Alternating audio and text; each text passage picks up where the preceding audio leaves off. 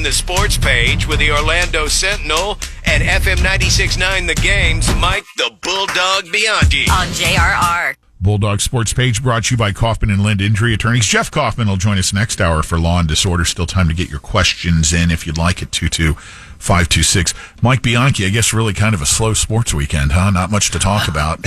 Have a lot to talk about. Let's get the non-football events out of the way first. The lights just went on the F1 desk. From Mexico City, the recap over the weekend from yesterday. I believe the winner was Max Verstappen. No, not so much. No, Carlos Sainz. It would have been Mr. Sainz, as in Carlos went right through the stop signs to win the F1. How about Homestead race yesterday, Bulldog? Homestead, yeah. Michael Jordan is in the championship for his driver. Tyler Reddick wins at Homestead, makes the move late in the race, drove his tail off, according to MJ. And yes, he is in the championship round, which will be in Phoenix, by the way. Michael Jordan once won an NBA title in Phoenix, and now he owns the race team that Tyler Reddick races for, so he may have a chance to win another title in Phoenix. So Tyler Reddick advances. How about my Dodgers in the World Series? They take a 2-0 lead over the weekend. They won Game 1 Friday night. Did you guys watch that? I did. I saw that. That was absolutely one of the best moments in sports ever. And I have no dog in this hunt here with the World Series. That was just absolutely the walk-off grand slam in the bottom of the 10th. Freddie Freeman hobbled with a bad ankle, looked like Kirk Gibson back in what year was that? 1988 maybe, that Kirk Gibson hit the home run for the Dodgers, and then Freddie Freeman does it again. The first walk-off grand slam in World Series history. Dodgers win Game 1. Freddie Freeman, by the way, hits another home run in Game 2 as the Dodgers win that game as well. So yeah, Dodgers looking good, up 2-0 in the series. Orlando City. Game 3 tonight as they get to New York. So it's not over, dog. It's not over. Not over. Orlando City, they take a 2-0 home victory over Charlotte FC last night. That's the first game of their playoff series, best of 3 series. Facundo Torres recorded his first career playoff goal to give Orlando City the victory. And wow, they are the hottest team in Major League Soccer right now. Game 2 will be Friday night in Charlotte. Hopefully they'll win it in Charlotte. If not, they'll come back to Orlando for Game 3. Is that all the non-football stuff? I think that the hottest team in soccer right now, Orlando-wise, that would be the Pride. But that's just they're the hottest team in Major League Soccer. I just wanted to be on the record there. The Magic are 2-1 after the weekend, Bulldog. That's right, Matt. Yeah, they won their first 2 games of the season, and then they got dismantled by Memphis on Saturday night. So hey, they're still looking good though. Still looking good.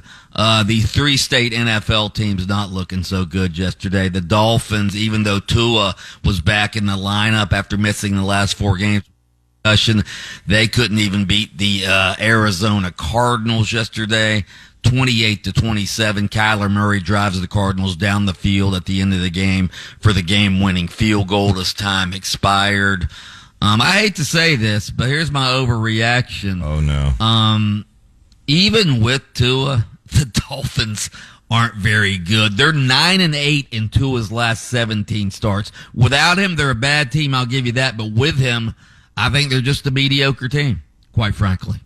So that's my overreaction there. The Jags aren't even mediocre. They lose to the Packers yesterday, despite the fact that the Packers starting quarterback, Jordan Love, goes out with an injury. Didn't matter because Malik Willis came in, completed a 51-yard pass to Jaden Reeves. That set up Brandon McManus's second game-winning field goal in as many weeks as the Jaguars go down to the Packers, 30-27. The Bucs lose to the Falcons, 31-26. The Buccaneers defense was, they're not good. The Buccaneers defense was so bad that even Kyle Pitts scored twice on long TD catches for the Falcons. Okay. So, Baker Mayfield did throw for 330 yards, 3 TDs, but he also had a pair of costly interceptions. He's thrown way too many interceptions over the last 3 games. I think he has 7 interceptions in the last 3 games. So that can't happen if the Bucs are going to win because their defense just isn't good enough. How about the end of the Bears and Commanders game? Jaden Daniels, man, throws the Hail Mary pass to Noah Brown, 52 yards for the game-winning score. The Bears DB, one of the Bears DBs on the play, by the way, Tyreek Stevenson, he had to apologize last night. Right before the play, there's video came out that had his back to the play, taunting the fans, the Commanders fans in the stands as the ball is being snapped. He was late to get to the play, then tipped the ball up, and Washington's Noah Brown comes back down. Daniels scrambled for 13 seconds before launching that bomb. Wow. Unbelievable. That he's a rookie. He's unbelievable. Wow. Yeah. What else? Your Lions. Wow. 52-14. The Lions are probably the best team in the NFL right now. Do you think? Do you think they're the best team? And they don't even have Aiden Hutchinson right now on defense. I mean, yesterday they were amazing. There's no doubt.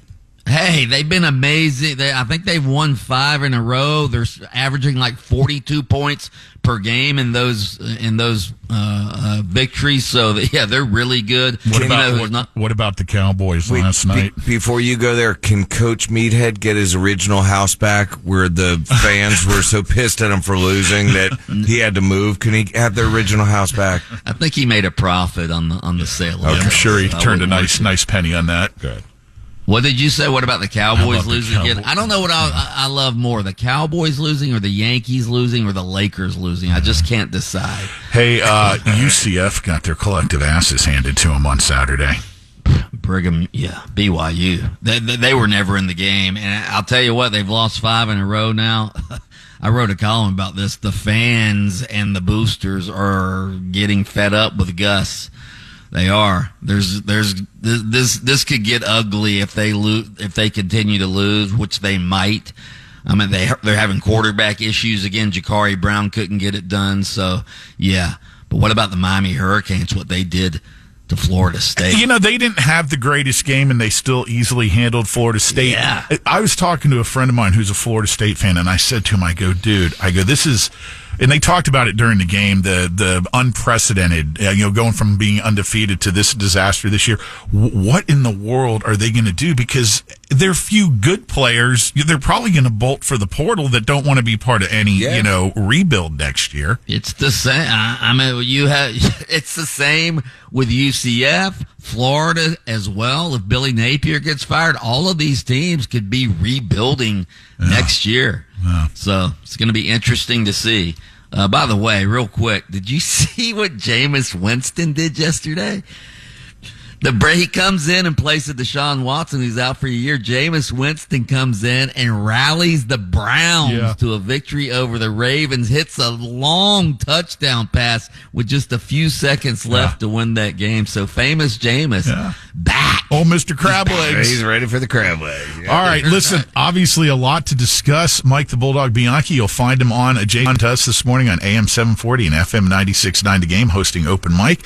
And thank you for taking the time for the sports page here on JRR this morning, brought to you by Kaufman and Lind. Listen to Under Oath with attorney Jeff Coppin every Saturday morning at 7:30 a.m. on FM 96.9 The Game. You can catch extended versions on your favorite streaming platform. Lynch and